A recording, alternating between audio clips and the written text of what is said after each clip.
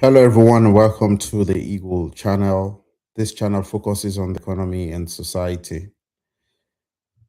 When you consider the economy and the policy measures being implemented globally or country specific, you may want to assess these policies based on their merits.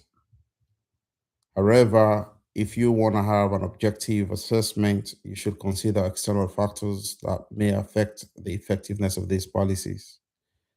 What is happening currently is a reminder that policies are not sufficient in themselves to turn around economies globally or nationally. What is quite telling is the fact that external factors may affect the robustness of these policies. We can observe what is happening around the world, that the global oil crisis has affected policies around the world. And today, nations are grappling with this reality. So the Eagle Channel will look at the economy on one hand and the society on the other hand. By way of introduction, I am your host, Augustine Conte, PhD. I'm broadcasting from Australia. And let me make a disclaimer that I'm here in my personal capacity. I am not representing any organization that I'm affiliated with. Now, to the presentation, let me share slides with you so that we are on the page. The topic here is the global oil crisis. And let me get you to the background that on the 28th of February, US and Israel launched strikes against Iran. And that led to a series of events, right? In March, OPEC production plunges 7.9 million barrels a day. Gulf export halted because there was a blockade on the strait, and it continues to date. It might be limited, but it continues to date to a large extent. Oil price surges past $100 a barrel. So there was a crisis, and there has been a crisis ever since. We move to April 2026, production drops further, down 1.7 million barrels a day, and the total loss exceeded 9.7 million barrels a day. Move to May, UAE exited OPEC in a bid to assume some sort of independence in oil production. A brief background, that was it. Now let's look at the supply and demand relationship.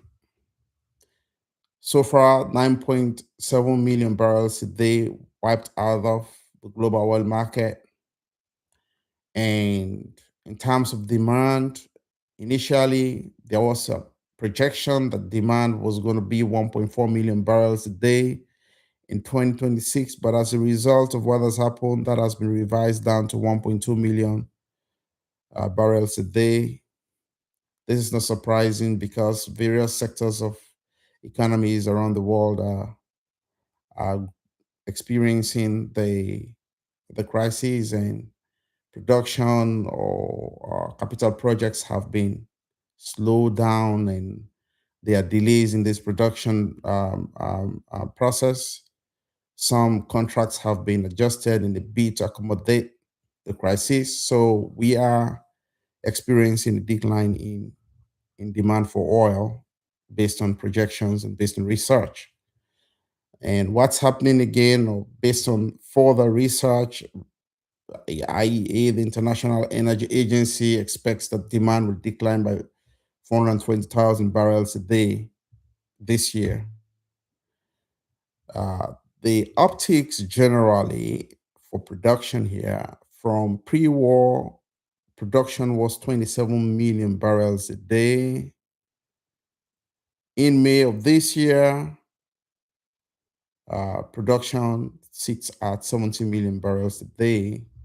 In total, 11 million barrels a day have disappeared as a result of the crisis. Now, let's look at the impact on the global economy. Research tells us that a sustained 10% increase in oil prices reduces global GDP growth by 0.1% to 0.4%. By the end of the calendar year, we may want to see the fall in GDP across nations in the world. Global inflation sits at 4.4%, and that's projected to increase beyond 5%.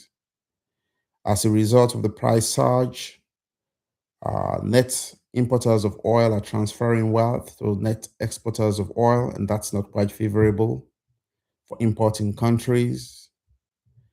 In a severe scenario, price might go beyond $110 a barrel, and that could lead to infrastructure damage, cuts.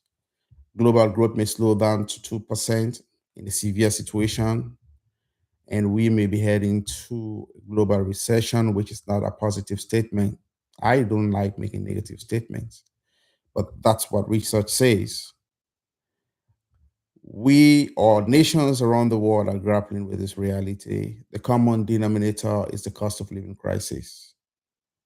Policies are being implemented by countries and various stakeholders, organizations to cushion the effect of the oil crisis. I will be dwelling on that in subsequent presentations. What is quite common is inflation, the spike in inflation, headline inflation.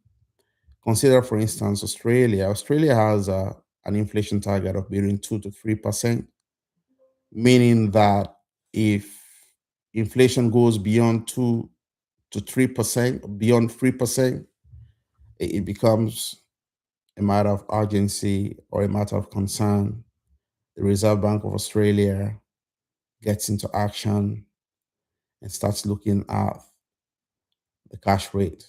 But that will be discussed as stated earlier. I don't want to get into other topics that may affect the flavor of this introduction.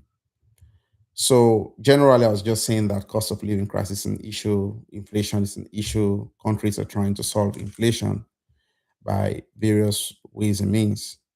Now, what happens if the blockade persists? Oil price will go beyond $130 a barrel. Global GDP may decline by 1% to 3%. There could be rapid depletion of strategic reserves, and it is also a possibility that there could be accelerated shift to alternative energy sources. This is just a moment in history that stakeholders may be talking a lot about renewable energy as an alternative. Now, if the strait reopens, prices might decline toward $80 to $90 range, and OPEC may ease oil supply. UAE's independent production may also resuscitate oil supply. Market stabilization may happen by late 2026. That is in the best case scenario. We hope. I hope. That's all I have for you guys. This was just an introduction.